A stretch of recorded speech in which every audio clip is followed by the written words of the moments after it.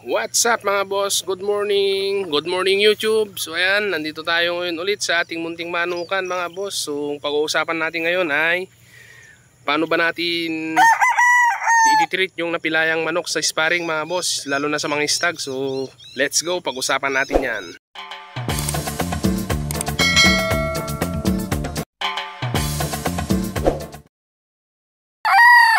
So ayan mga boss, ang pag-uusapan natin ngayon ay yung about sa napilayang stag natin nung last. So paano ba natin i-treat yun mga boss? Paano ba natin gagamutin or aalagaan yung mga ganong stags? So ang ginawa ko mga boss, pero ito opinion ko lang mga boss, hindi ko sinasabing ito yung tama. So ito sinishare ko lang para at least kung meron man tayong may share sa inyo na maayos or pwede sa inyo, pwede nyong tanggapin mga boss, pero kung hindi, okay lang. So yan, ang ginawa ko mga boss ay inilagay ko lang siya sa hawla niya mga boss na hindi siya masyadong magalaw. At ang ibinibigay ko everyday is yung calcium mga boss, calcium lactate. Yun yung ibinibigay kong suplemento sa kanya, and then multivitamins para yung stress hindi siya masyadong hindi masyadong babagsak yung kanyang katawan.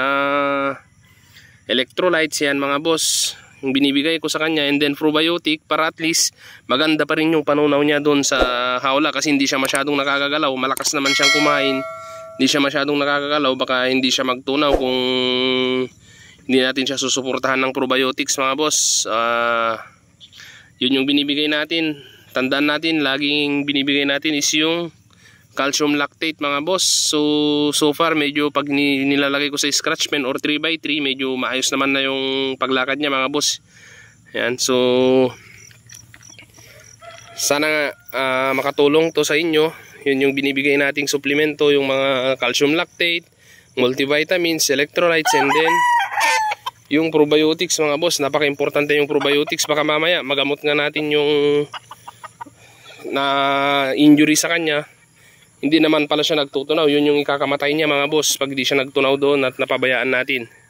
So ayan,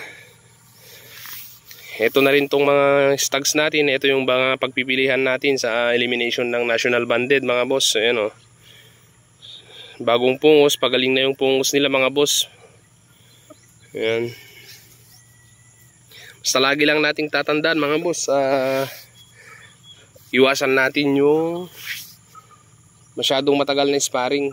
Nanggigigil kasi tayo minsan. Masarap manood pag malalakas yung palo mga boss, pero di natin na alam na injury na yun mga alaga natin. Ayan, mura lang naman mga boss yung calcium.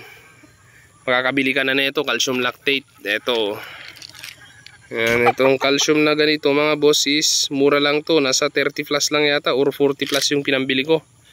45 yata mga boss. So ito yung ginagamit ko sa kanila. Pwede nyo na rin ibigay dito sa mga boss, sa mga corded nyo na stag, para at least matibay sila.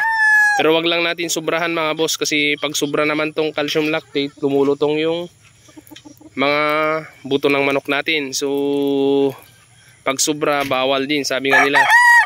Kaya hinay-hinay lang. Pero doon sa